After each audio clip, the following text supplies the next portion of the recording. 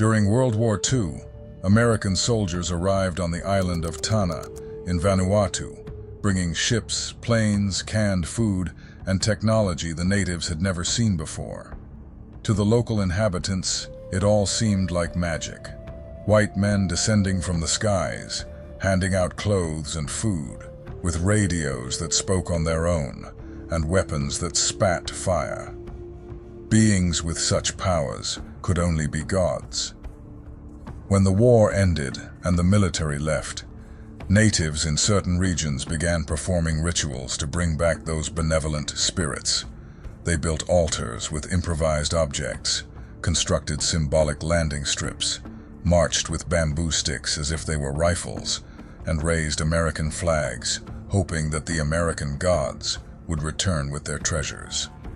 This phenomenon became known as the John Frum cult, supposedly named after an American soldier who had promised to return with abundance and prosperity. To this day, some communities still celebrate John Frum Day, with dances, military uniforms, and flags, awaiting the return of their Messiah. And before you laugh at this primitive naivety, let me ask a disturbing question. What makes their God any less real than yours? From the caves painted by our ancestors to temples that touch the sky, from shamanic chants in forests to whispered prayers in monasteries, humanity has always sought the sacred. Every culture, every people, every era created its own interpretation of the divine. The Egyptians worshipped Ptah as the creator god of the universe. Hindus revere Brahma, Vishnu, and Shiva. The Bible, in the Old Testament, speaks of a vengeful and wrathful God, creator of heaven and earth. The Greeks worshipped Zeus and his pantheon. The Norse had Odin. Are these all different gods, or are they all just masks of the same being? Today, we're going to peel away those masks, and by the end of this video, arrive at the true face of the divine. And what you discover may forever change your perception of God, of reality, and of yourself. Joseph Campbell, the greatest scholar of comparative mythology in the 20th century, dedicated his entire life to a discovery that would shake the foundations of all organized religions. He found that behind every divine mask humanity has ever created, there lies a single universal truth manifesting itself. Human history is a stage where the same archetypal characters endlessly reenact the same cosmic drama, only changing costumes and accents. Campbell called this the monomyth, the hero's journey that repeats in all cultures, regardless of time or place. He noticed something fascinating when comparing mythologies from completely isolated peoples. The Sumerians recorded the story of Utnapishtim, who built an ark to save his family and animals from a great flood sent by the gods. In pre-Columbian America, the Aztecs told of Coxcox, who also built a vessel to survive the deluge that destroyed the previous world. Hindus tell the story of Manu, saved by Vishnu during the Great Flood.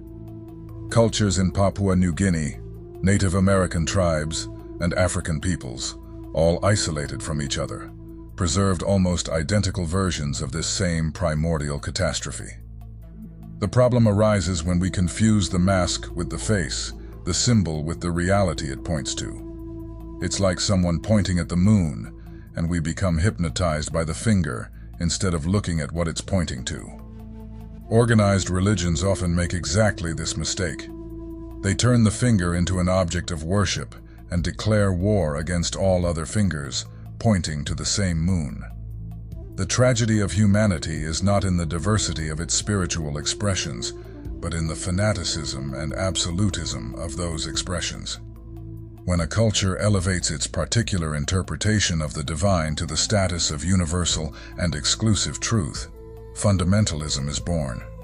And from that rigid mindset come persecution, sacred violence, and holy wars. The Spanish Inquisition tortured and executed between 3,000 and 5,000 people under the pretense of defending true Christianity against heretics. The Holy Office developed a bureaucratic apparatus of terror that confiscated property, destroyed families, and created a climate of paranoia and denunciation that permeated Iberian society. The Crusades ravaged the Middle East for nearly 2 centuries in a series of military campaigns supposedly aimed at liberating the Holy Land from Muslim control. It's estimated that between 1 and 3 million people died in these conflicts, including not only combatants, but also civilians, European Jews massacred along the way, and entire populations of cities like Jerusalem, where in 1099, the Crusaders killed nearly all Muslim and Jewish inhabitants. These wars culminated in the siege of Jerusalem, resulting in the deaths of around 70,000 people in that city alone.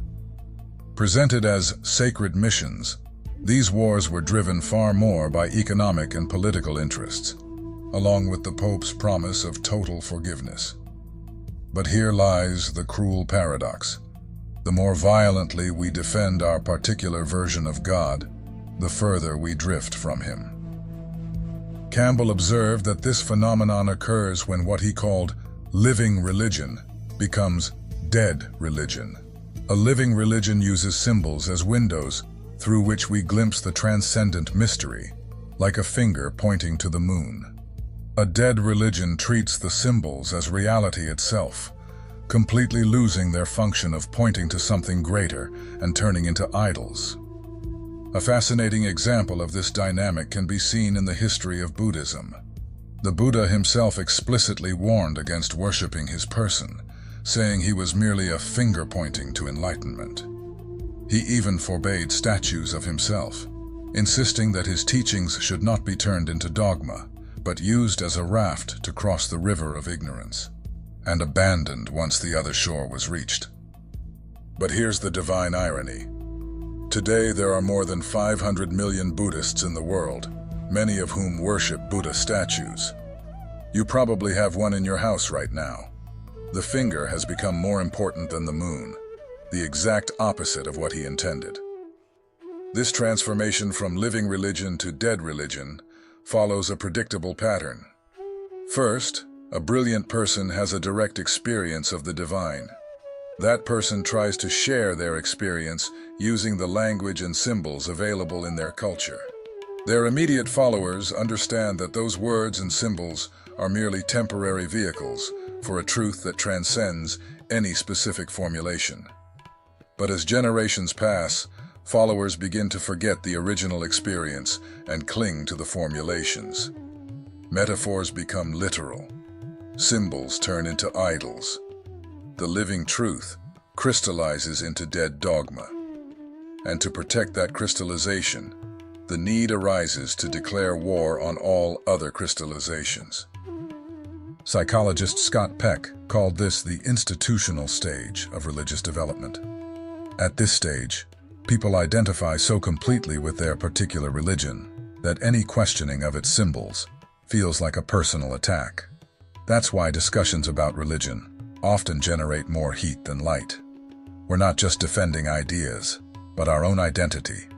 We see the same pattern in political movements, football teams, philosophical schools, and even in scientific communities.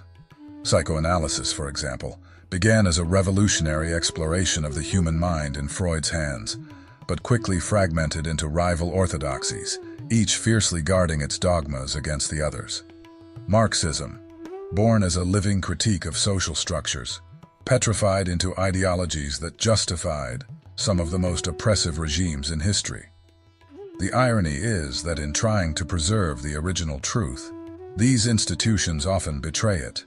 Original Christianity, which preached unconditional love, forgiveness, and care for the marginalized, produced inquisitions and crusades. Buddhism, grounded in universal compassion, split into sects that sometimes fought each other. Islam, which literally means submission to divine peace, has been used to justify both violent conquests and peaceful resistance movements. All these masks, all these seemingly conflicting divine interpretations, are like prisms refracting the same white light into different colors. The light remains one, but our fragmented perception splits it into separate spectrums. This understanding is not new. Sages from all mystical traditions have arrived at the same conclusion through different paths. In fact, anyone who sits in meditation long enough can reach the same place. The philosopher Plotinus wrote about the One, from which all diversity emanates. The Sufi mystic Ibn Arabi described the unity of being, where all manifestations are unique faces of Allah. The Hindu sage Shankara taught about Brahman, the non-dual reality that appears as multiplicity through Maya, the cosmic illusion. The Tao Te Ching speaks of the Tao as the fertile void from which all things emerge. The Kabbalah describes the Ein Sof as the infinite light that manifests through emanations. Vedanta teaches that Brahman is both Nirguna, without attributes, and Saguna, with attributes, being simultaneously transcendent and immanent. But my favorite interpretation of this concept comes from modern physics, what physicists call the quantum vacuum, a zero-point energy field where virtual particles constantly emerge and disappear. All matter, all energy, all space-time arises from this fundamental substrate.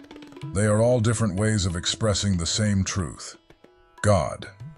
To understand this concept once and for all would be revolutionary for humanity.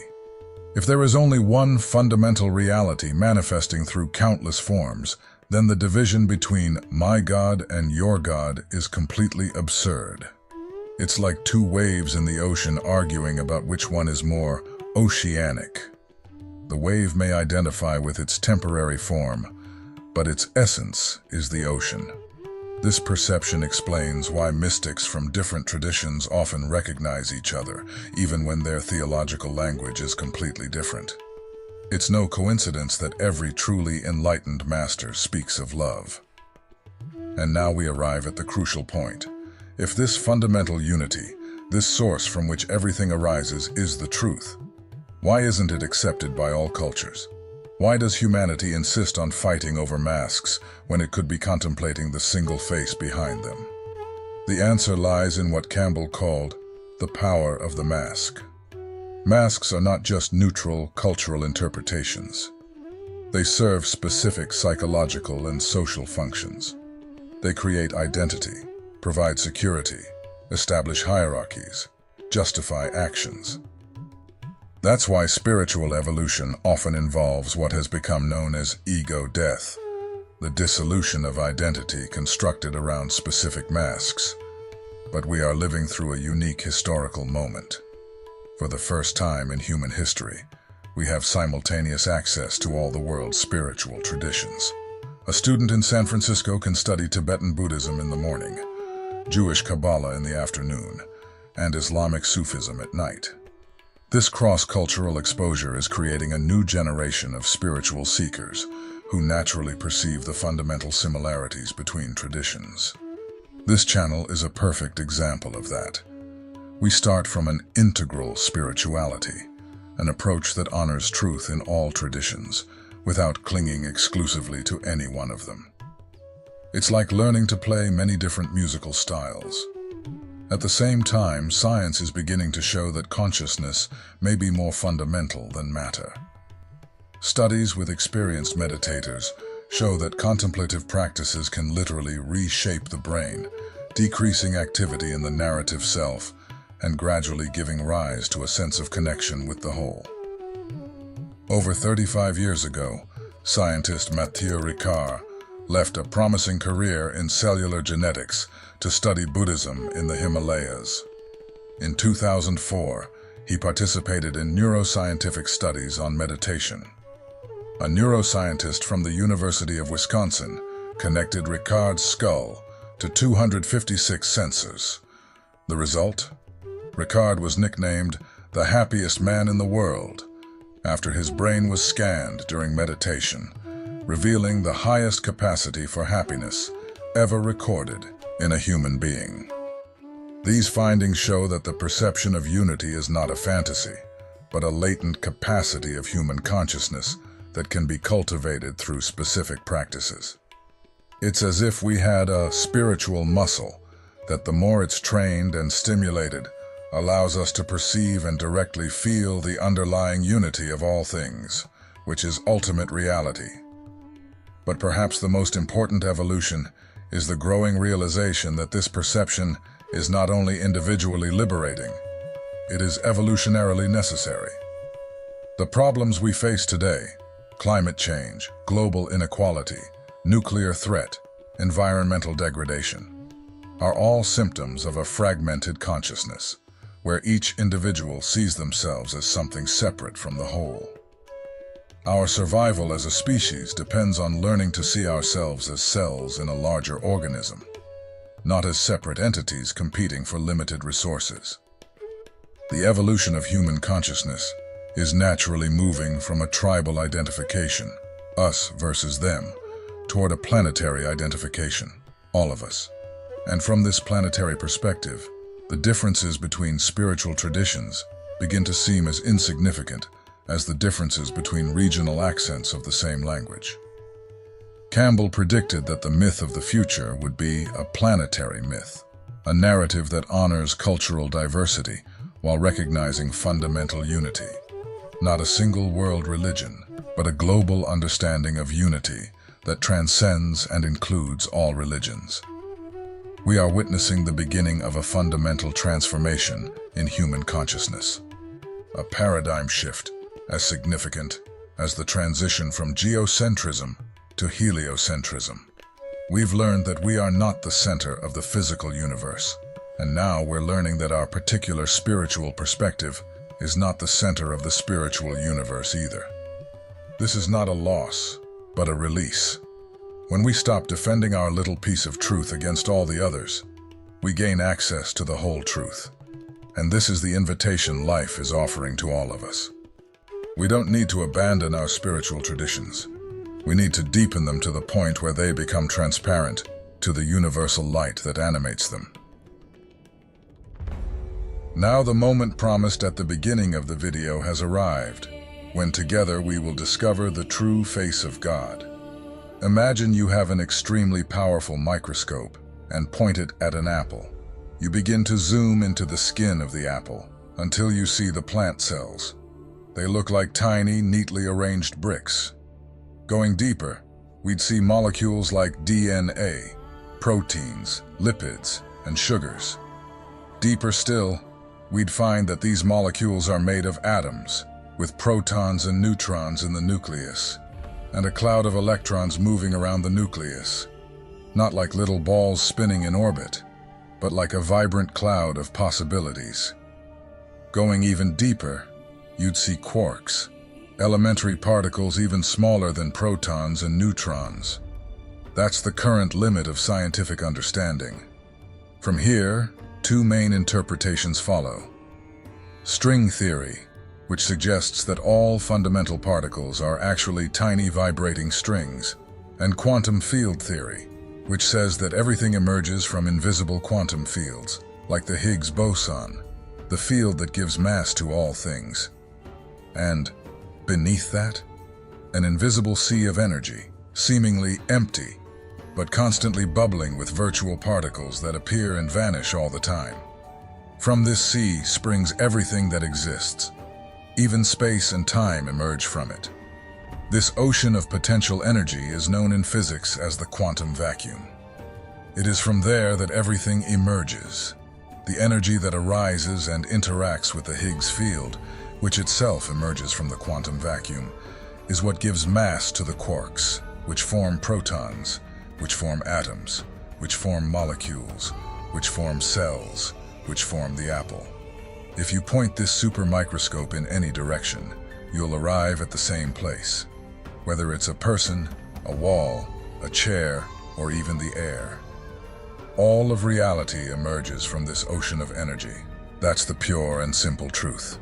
The forms we see in the material world are just different organizations of this energy, defined by their vibration.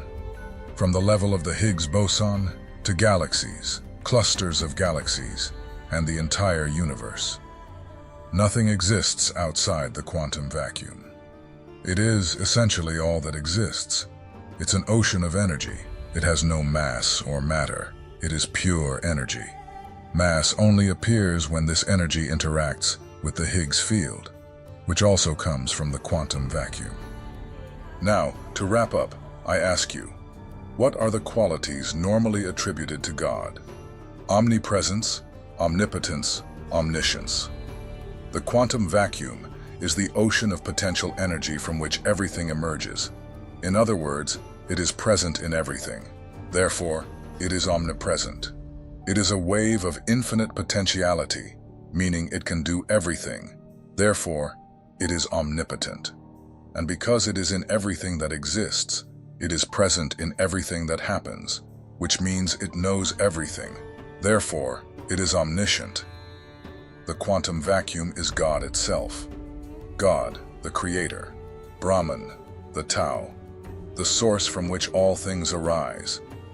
To understand what the quantum vacuum is to understand who God is. The face behind the mask.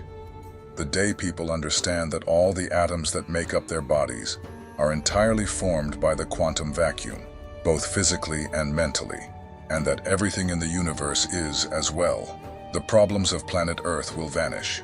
Everything will be resolved. All of humanity's suffering comes from the illusion of separation. The illusion that we are individual egos, and that everyone is on their own in this world. Believing in this leads to wars, violence, abuse, etc.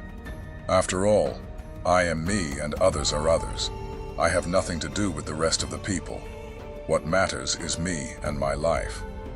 All suffering comes from resisting the understanding that everything is the all, and the all is God, and God is love.